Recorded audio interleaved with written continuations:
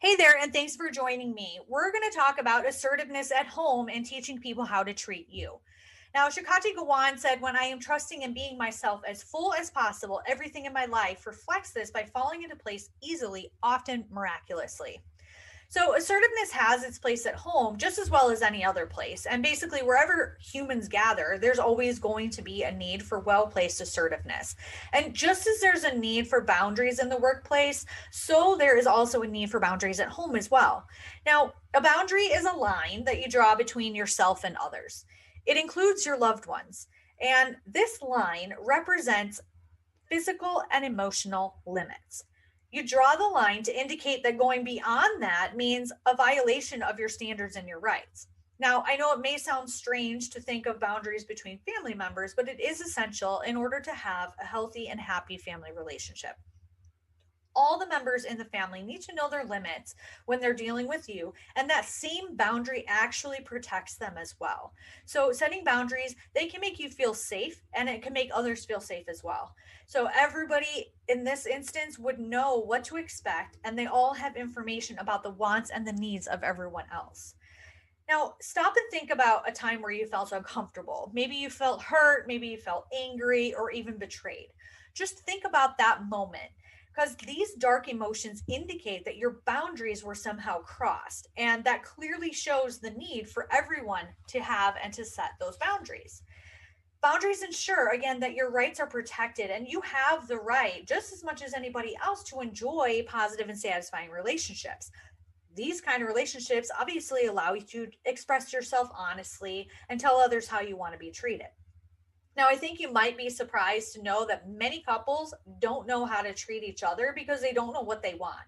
And if you want your spouse to treat you with consideration and respect, you have to tell them. I know it seems obvious. I know it sounds simple, but if your spouse doesn't know, it's because you haven't told them, and you have to teach them how to treat you. Now, there's times where being assertive towards your spouse might seem like an uphill battle. It just feels like him or her are not listening to what you're saying. They just aren't attentive to your needs. But approaching them in the same old way might be your problem. So it might be time to find a new way to say what you need to say. Many women and men approach their spouses with the old guilt trip, starting with negative feelings or feelings of superiority and blame. Remember how your grandma used to tell you how you could catch more flies with honey than vinegar? Well, same thing applies here. If you start with the blame game, your spouse is automatically going to shut down within 30 seconds, if that. And he or she, they've heard all this before, and they're going to tune you out as soon as you open your mouth. So it's time to start a new track. Now, put aside those negative feelings and don't start with the criticism. Change things up and try to see things from your spouse's point of view and find again good things that you love about that person. Appreciate their good points and put aside the issues that you guys fight about. If you approach the encounter carefully and keep calm, and most importantly, watch your language, you're going to see a difference in their reaction. Always remember that ill chosen words can hurt deeply. So avoid blaming that other person and try to be supportive of your spouse. And for heaven's sakes, admit when you're wrong. Asserting yourself and negotiating doesn't mean tearing the other person down for all purpose of proving that you're right and the other party's wrong. So make your spouse feeling miserable and unworthy is absolutely no way to negotiate your wants and needs. This is not a win-win situation. So instead, look at your spouse's positive points and boost their morale. Abraham Lincoln said, "It is difficult to make a man miserable while he feels worthy of himself."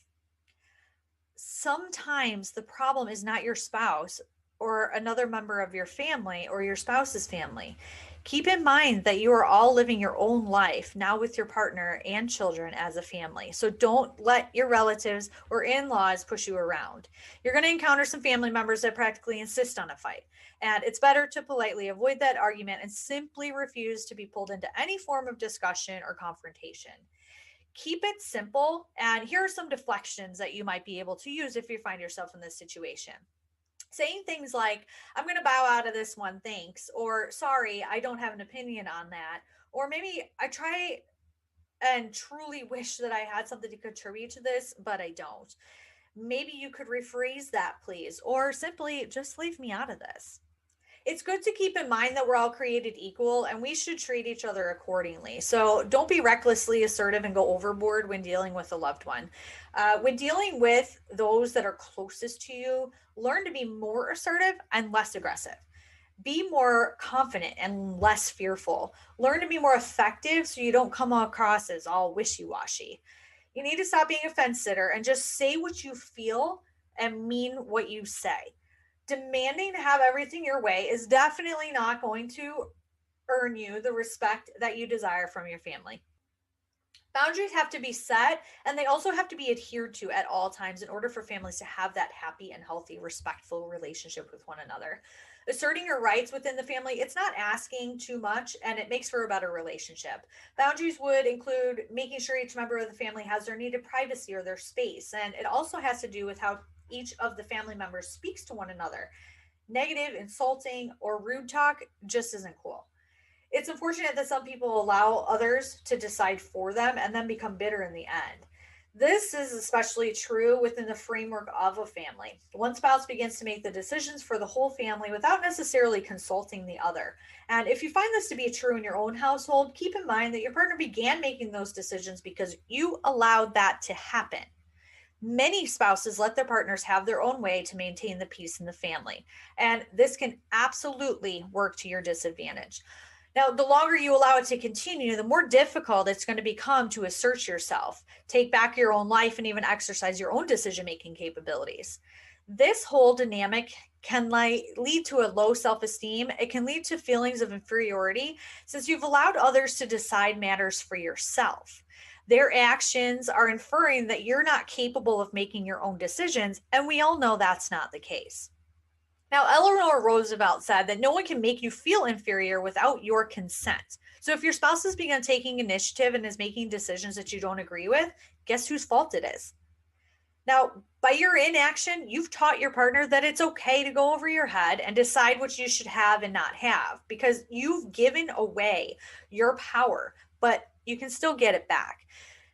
You're going to find that throughout these courses, there is a short assertiveness training that you can help regain your power of decision. Now, if people in your life are treating you badly, you must figure out the things that you're doing that allow them to continue to behave in such ways. So, what is it that makes them feel free to verbally or even physically abuse you? Women may find themselves feeling uncomfortable around men who curse, have potty mouths, or tend to talk about women in unacceptable terms. And men who behave that way have no respect for women.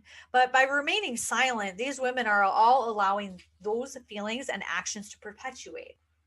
Sometimes men act this way with the intention of putting the women down or in their place and making them feel subjugated. Some guys truly don't have a clue and they're creating an uncomfortable atmosphere for the women to live in and have absolutely no idea.